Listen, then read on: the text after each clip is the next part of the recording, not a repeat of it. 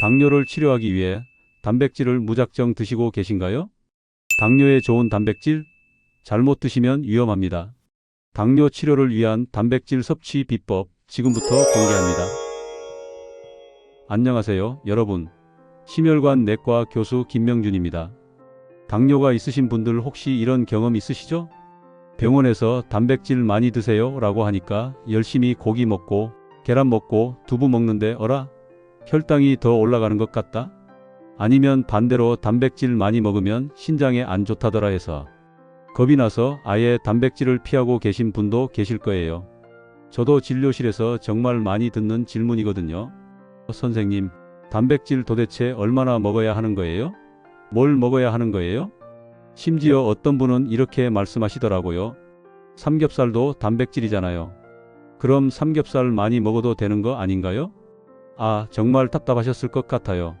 하지만 오늘 이 영상을 끝까지 보시면 이런 모든 궁금증이 한 번에 해결됩니다. 제가 15년간 당뇨 환자분들을 진료하면서 정리한 당뇨 환자를 위한 단백질 완벽 공식을 공개할 거거든요. 특히 오늘 영상에서는 일반적인 건강 정보가 아니라 실제 당뇨 환자분들에게만 적용되는 특별한 단백질 법칙들을 알려드릴 거예요. 이거 정말 중요한 얘기인데 일반인과 당뇨 환자의 단백질 섭취법이 완전히 다르거든요. 똑같이 먹으면 큰일 나요. 그럼 지금부터 차근차근 하나씩 풀어가 보겠습니다.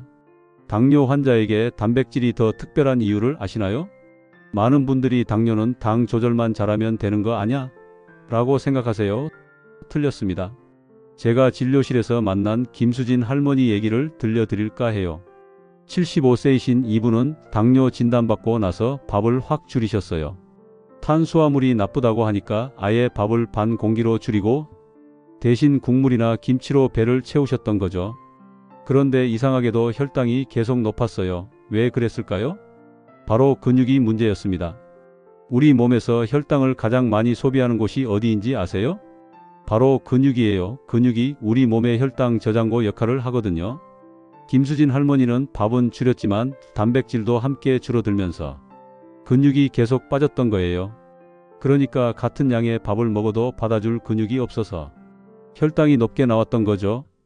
이게 바로 당뇨 환자가 일반인보다 단백질을 더 신경 써야 하는 이유예요. 그런데 여기서 끝이 아니에요. 더 놀라운 사실이 있거든요. 당뇨 환자분들은 혈당이 높으면 소변으로 단백질이 빠져나가요. 마치 구멍 뚫린 양동이 같은 상황인 거죠.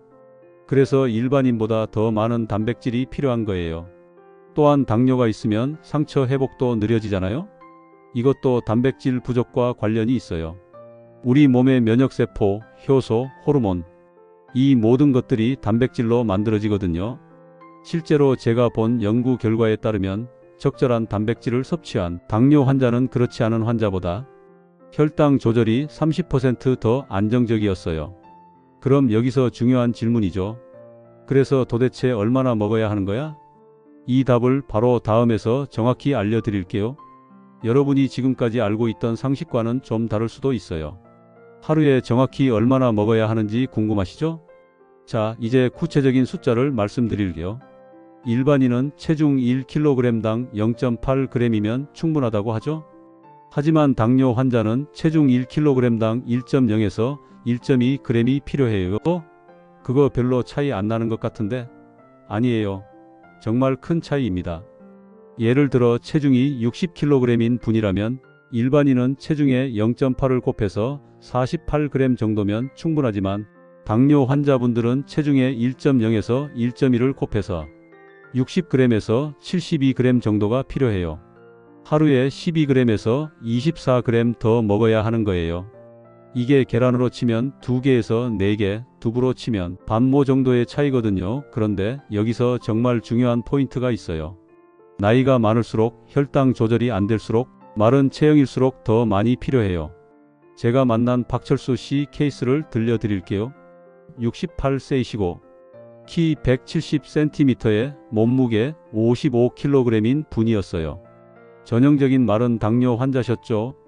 이분은 살이 안 찌려고 단백질도 적게 드셨어요. 그랬더니 근육량이 계속 줄면서 같은 식사를 해도 혈당이 200mg/dL 넘게 나왔거든요. 그래서 단백질을 체중 1kg당 1.3g까지 늘려서 하루 70g 정도 드시게 했어요. 그리고 석 달 뒤 같은 식사를 해도 혈당이 150mg/dL 아래로 떨어졌어요. 이게 바로 개인 맞춤형 단백질 섭취의 힘입니다. 그런데 잠깐 여기서 주의하실 점이 있어요. 신장 기능이 떨어진 분들은 단백질을 너무 많이 드시면 오히려 신장에 부담이 될 수 있어요.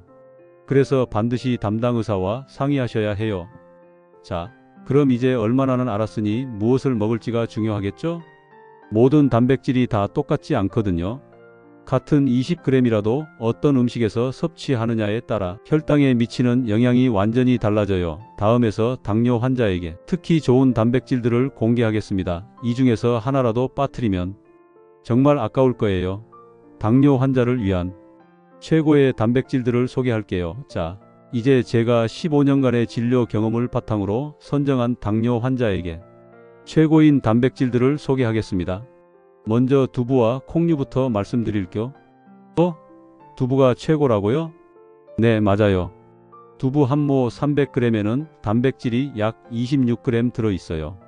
그런데 중요한 건 단백질만이 아니에요. 두부에는 이소플라본이라는 성분이 있는데 이게 인슐린 민감성을 높여줘요. 쉽게 말해서 같은 양의 인슐린으로도 혈당 조절이 더 잘 된다는 뜻이죠. 실제로 제가 진료한 정미영 씨 케이스예요. 50대 여성인데 아침마다 두부 반 모를 드시게 했더니 공복 혈당이 140에서 110으로 떨어졌어요. 콩도 마찬가지예요. 검은 콩 한 컵에는 단백질 15g에 식이섬유가 15g이나 들어있어요. 이 식이섬유가 혈당 상승을 완만하게 만들어줘요. 그 다음에는 등푸른 생선이 정말 좋아요. 고등어, 꽁치, 연어, 정어리 같은 거죠. 고등어 한 토막 100g에는 단백질이 20g 들어있고 여기에 DHA와 EPA라는 오메가3가 풍부해요. 이 오메가3가 혈관 염증을 줄여서 당뇨 합병증 예방에 도움이 돼요. 그런데 여기서 꿀팁 하나. 생선을 드실 때는 구워서 드세요. 튀기면 좋은 지방이 나쁜 지방으로 변해요. 또한 그릭 요거트도 빼놓을 수 없어요. 일반 요거트보다 단백질이 2배 많아요. 그릭 요거트 한 컵 200g에는 단백질이 20g이나 들어있어요. 게다가 프로바이오틱스가 장 건강을 좋게 해서 혈당 조절에도 도움이 돼요. 단 무가당으로 드셔야 해요. 가당 요거트는 설탕 폭탄이거든요. 닭가슴살도 정말 훌륭한 선택이에요. 100g에 단백질 23g, 지방은 겨우 1g이에요. 그런데 닭가슴살 조리할 때 절대 하면 안 되는 것이 있어요. 바로 튀기는 거예요. 치킨, 닭강정 이런 건 단백질은 있지만 트랜스지방 때문에 혈관에 독이 돼요. 대신 삶거나 구워서 드세요. 맛없다고요? 허브나 향신료를 활용하면 맛있게 드실 수 있어요. 마지막으로 계란을 빼놓을 수 없죠. 계란 하나에 단백질 6g이 들어있고 우리 몸에 필요한 모든 필수 아미노산이 완벽한 비율로 들어있어요. 그런데 노른자 때문에 걱정하시는 분들 많으시죠? 최근 연구에 따르면 하루에 계란 한두 개는 오히려 혈중 콜레스테롤 개선에 도움이 된다고 해요. 다만 하루 3개 이상은 피하시는 게 좋겠어요. 자, 이렇게 좋은 단백질들을 알았는데 여기서 끝이 아니에요. 아무리 좋은 단백질이라도 잘못 먹으면 독이 될 수 있거든요. 심지어 당뇨를 더 악화시킬 수도 있어요. 다음에서는 절대 피해야 할 단백질 함정들을 공개하겠습니다. 이거 모르고 드시는 분들 정말 많아요. 조심하세요. 이런 단백질은 독이 될 수 있어요. 여러분, 단백질이라고 다 좋은 게 아니에요. 특히 당뇨 환자분들에게는 피해야 할 단백질들이 있어요. 먼저 가공육의 유혹부터 얘기해 볼게요. 햄, 소시지, 베이컨, 런천 미트. 이런 가공육들 좋아하시죠? 단백질도 있고 간편하고 좋잖아요. 아니에요. 이런 가공육에는 나트륨이 엄청나게 많이 들어있어요. 햄 3장이면 하루 나트륨 권장량의 절반을 넘어버려요. 그리고 아질산 나트륨 같은 발색제, 방부제도 문제예요. 이런 화학 첨가물들이 혈관 염증을 일으켜서 당뇨 합병증을 가속화시킬 수 있어요. 실제로 제가 진료한 이승호 씨 케이스예요. 50대 남성인데 아침마다 햄 샌드위치를 드셨어요. 단백질도 챙기고 간편하고라면서요. 그런데 혈압도 높아지고 당화 혈색소도 계속 올라갔어요. 가공육을 끊고 삶은 계란으로 바꾸니까 석 달 만에 확실히 개선됐거든요. 그 다음에는 과도한 붉은 고기도 문제예요. 소고기, 돼지고기 자체가 나쁜 건 아니에요. 하지만 과도하게 먹으면 문제가 돼요. 특히 기름진 부위들 있잖아요. 갈비나 삼겹살, 등심 같은 부위들을 자주 드시면 포화지방 때문에 인슐린 저항성이 높아져요. 일주일에 2회에서 3회 정도, 그것도 기름기 적은 부위로 드시는 게 좋아요. 또한 단백질 보충제도 조심하셔야 해요. 운동도 하는데 단백질 파우더 먹으면 더 좋겠죠? 조심하세요. 시중에 파는 단백질 음료나 파우더에는 숨어있는 당분이 많아요. 무가당이라고 써놔도 인공감미료가 들어있는 경우가 많고, 이게 장내 세균총을 변화시켜서 혈당 조절을 방해할 수 있어요. 실제로 30대 직장인 김태영 씨가 헬스장에서 운동하고 단백질 쉐이크를 마셨는데 운동을 해도 혈당이 개선되지 않더라고요. 알고 보니 그 쉐이크에 숨어있는 첨가당 때문이었어요. 마지막으로 튀긴 단백질도 정말 위험해요. 치킨, 돈가스, 생선가스 맛있죠? 하지만 이런 튀긴 음식들은 단백질은 있어도 트랜스지방과 과도한 칼로리 때문에 혈당과 혈중 지지를 모두 악화시켜요. 같은 닭고기라도 튀긴 치킨과 구운 닭가슴살의 혈당 반응은 완전히 달라요. 그럼 이제 좋은 단백질도 알았고 나쁜 단백질도 알았으니 언제 먹느냐가 중요하겠죠? 단백질도 타이밍이 있어요. 같은 양을 먹어도 언제 먹느냐에 따라 효과가 2배 이상 차이 날 수 있거든요. 다음에서는 단백질 섭취의 황금 타이밍을 공개하겠습니다.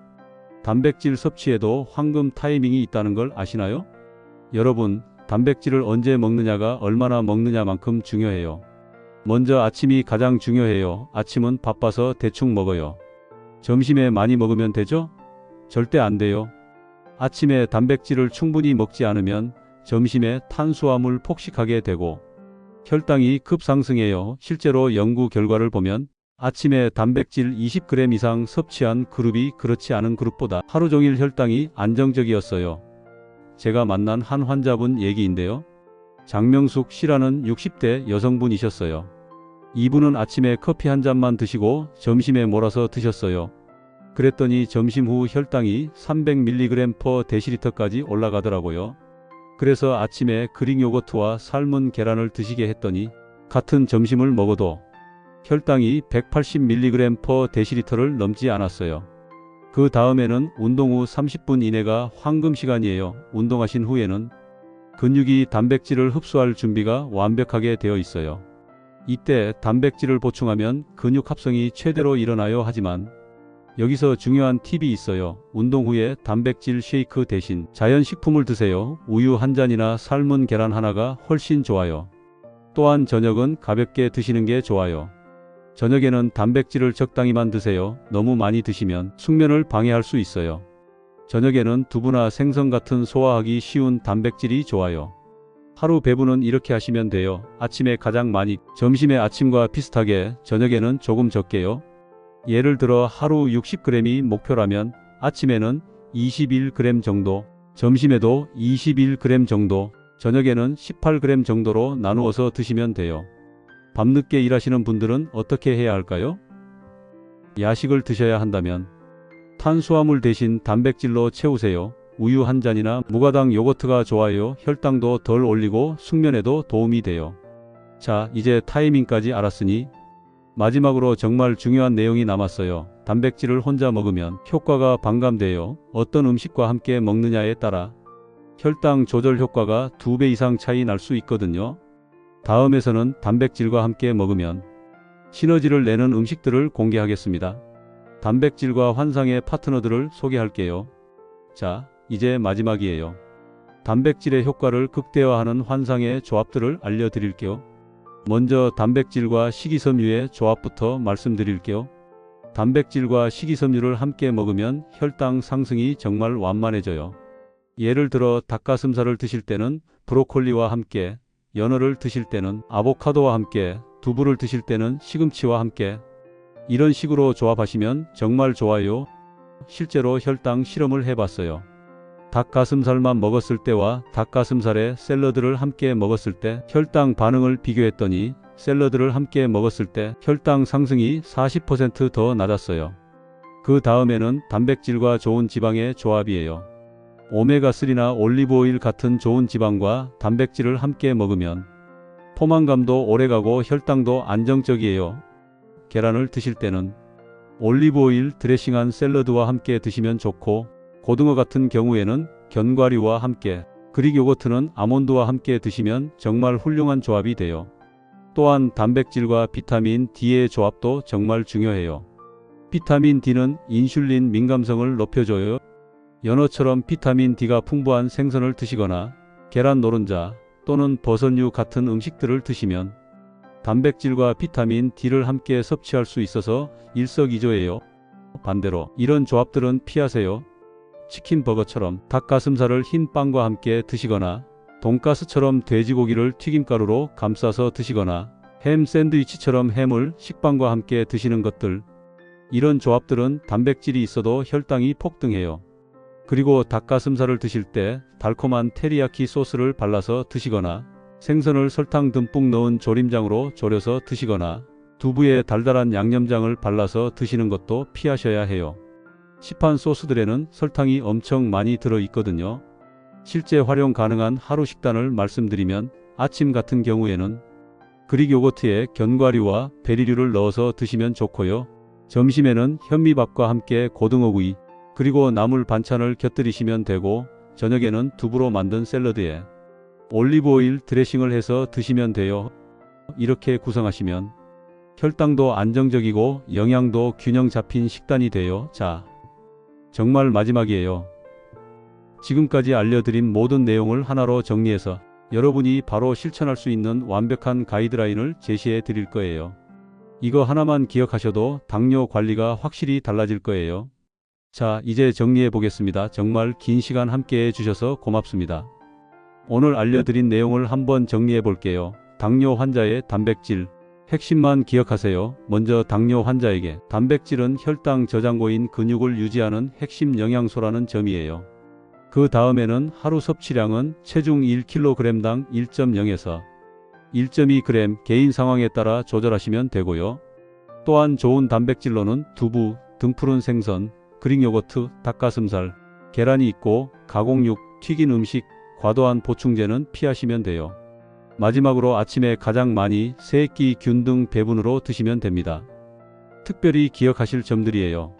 아침 단백질이 하루 혈당을 좌우한다는 점, 식이섬유나 좋은 지방과 함께 드시면 더 좋다는 점, 그리고 정제 탄수화물과는 절대 함께 먹지 말라는 점이에요.